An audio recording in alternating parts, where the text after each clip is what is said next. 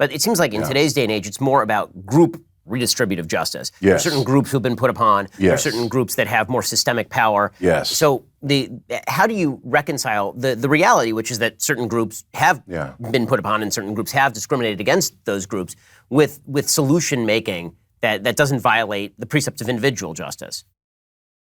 I think for most of us, we would say, show me the injustice and I will gird up with you and we'll go deal with it. So, but what people are doing is they're not saying, no, there's this law over here. And this group of people is being put upon by this law over here. Because you and I would both, right, say, let's go. No. They're saying there's disparity in outcomes. And that in and of itself is the injustice. And so now we're fighting ghosts, right?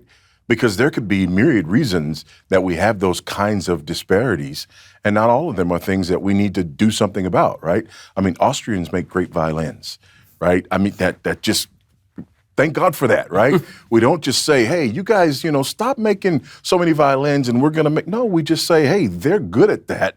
Most people are not as good at that as they are. Praise God for that. Let's go get violins from them.